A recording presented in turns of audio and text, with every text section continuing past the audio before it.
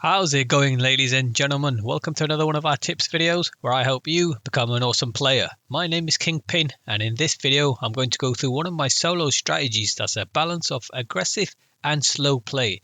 Solo is nothing like the team game modes. You have to change up your tactics. If you tackle solos the same way you go into trios or quads, you'll just get shot in the back or killed by campers, and trust me, it's not a fun experience. So if you struggle in solos, make sure you follow my guide from start to finish, and you'll find yourself getting in the top 5 consistently and sometimes even nailing that win. I'll split the strategy into 3 sections: early, mid and end game. At the start, when you land, I want you to go with an aggressive strategy, engaging all the people in your area and looting as much as possible. Mid game is where you play a lot slower.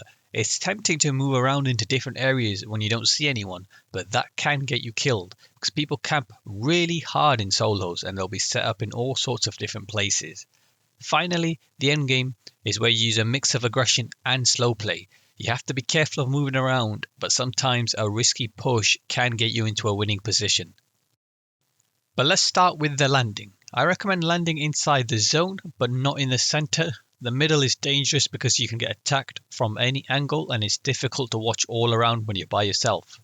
But you don't want to land too far out and get killed running into the zone. You want to minimize running as much as possible so you don't run into campers, and trust me, there are always campers in places you would least expect, but that's how just solos is played by most people, so be prepared. I decided to land in Boneyard. After you've chosen your area, make sure you land near the outskirts. This is really important if you keep getting shot in the back. You want to stay on the outside of compounds as much as possible until you reach the end game. When you move around the edges, the only area you have to keep an eye on is in front of you. If you're traveling through the middle, you have to constantly look all around and it's a lot harder. You want to increase your chances of spotting the enemy before they spot you.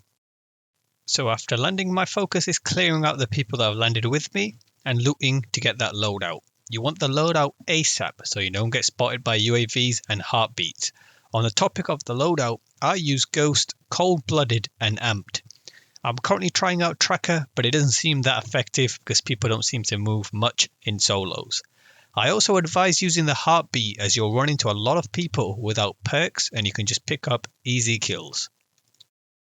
As I'm engaging people, I'm being aware of my surroundings. I see that the bounty is coming in my direction since he heard the gunfire, and as soon as this battle finishes, I turn my attention to him. I don't want him to use that high ground advantage against me, so we pressure him and he backs off. You need to always keep an eye on the mini-map. When people fire, they will reveal their position, so keep in mind what direction they're in as you engage, because there's a high chance they'll come to third party you if you start a fight with someone.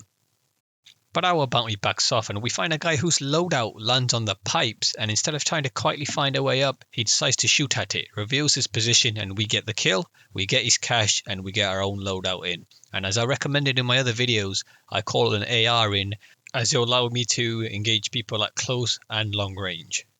Now we've cleared out most of the people that landed in our immediate vicinity, and I'm going to hunt anyone else that's here or moving into Boneyard. I recommend that you stay and defend the area you landed instead of moving out. It's risky going to other areas because there could be campers in houses. You won't know how many people there are and where they're set up.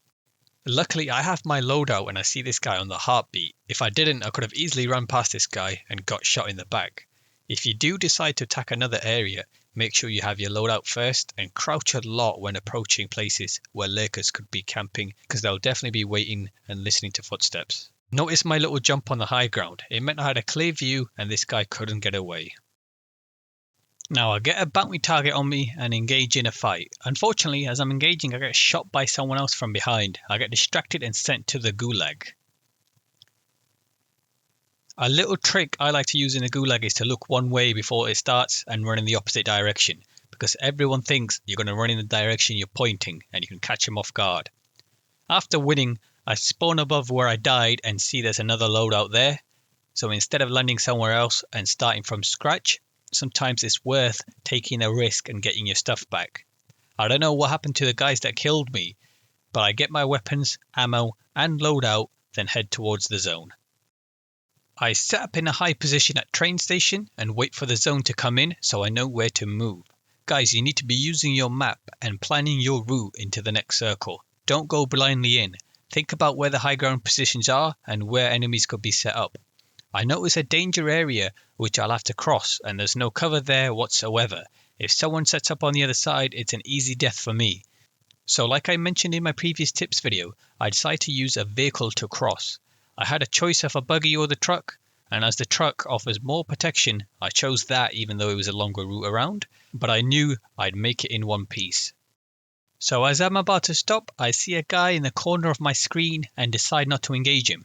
And the reason I chose to back off is because I just got out of the truck which showed up on everyone's map, so anyone in the area knows I'm there, so it's not worth fighting out in the open. Learning to back off is also a tip I mentioned in my previous video, so if you've not seen that, it will be linked in the description below. Anyway, as I'm running away, I spot my next high ground position. Like I always say, high ground is king and you should always use it. In fact, in all the next positions I chose, they're all high elevations. Now when you're attacking buildings, especially large ones like this, you need to be crouching around. Approach every building like you know someone's in there. It will save you a lot of deaths. I had no idea this guy was up here, but I heard him fire a sniper shot and I instantly pushed up because I thought he'd be facing downwards, and he was. Now we're getting close to the end game, so I don't want to move around too much. You could get shot from anywhere, so if you have a strong position like I do on this building, just defend it. So for my next move into the zone, I'm planning beforehand, but the building I ping has no stairs, so I can't get to the top. However, I spot the building next to it is another skyscraper, so I decide I'm going to push it. It doesn't matter if someone is up there, I want to fight and take that high ground position. And again, I approach the building like I definitely know someone is up there, and you guys should be doing the same. Even if you don't know someone's up there, you need to be crouching, you need to be careful, you want to be aiming those corners. Luckily, no one is here and we secure another strong position. And from the time I got onto the previous building and moved to this one, about 20 people have died, leaving only 8. Guys, if you have no reason to move, then don't. In these final circles, you have to plan your moves carefully. Every player will be doing the same, defending their side of the zone instead of running around. And we spot a guy across on the skyscraper there and he almost takes my head there. You got to be careful of peeking that same location because he'll be pre-aiming, and if I peek, I'll be dead.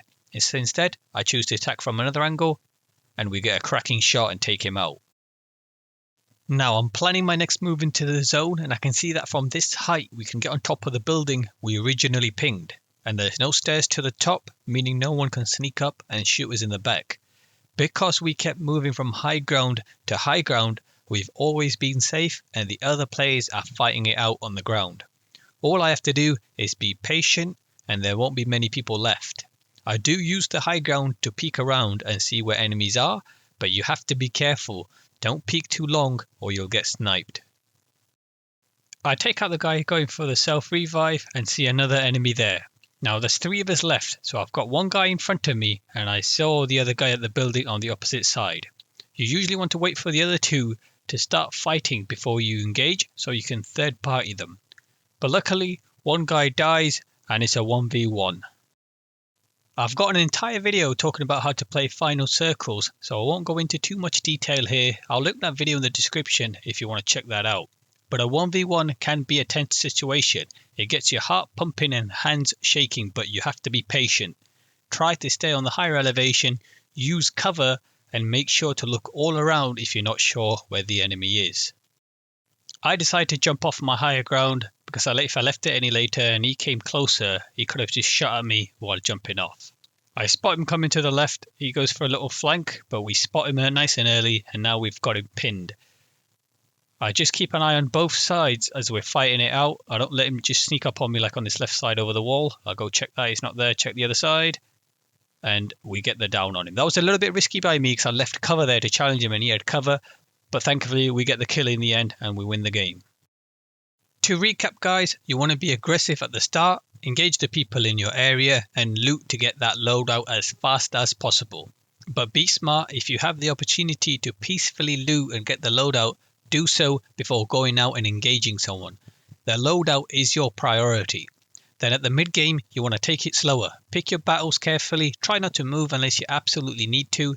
The more you travel around, the higher the chances of running into a camper and getting shot in the back. Finally, in the end game is where you want a mix of slow play and aggression. If you're in a safe spot, just defend your area. Most of the people will get killed trying to move into the zone and the lobby will thin itself out. If you're the one forced to move, or if you're in a bad spot, don't be afraid to go all out. Go attack someone in a stronger position and try to take their place. Aggression at the right time can win you the game. Also at the start and mid game, make sure you move around on the outskirts of compounds like I showed earlier on. There's less chance of being shot in the back. That's it for now. If you found this video helpful, give it a thumbs up and leave a comment about any tips that you might have for other people. Don't forget to subscribe if you want to improve on Warzone. I'm going to be doing tons of these tips videos to help you become an awesome player. Thank you so much for watching. I'll see you next time.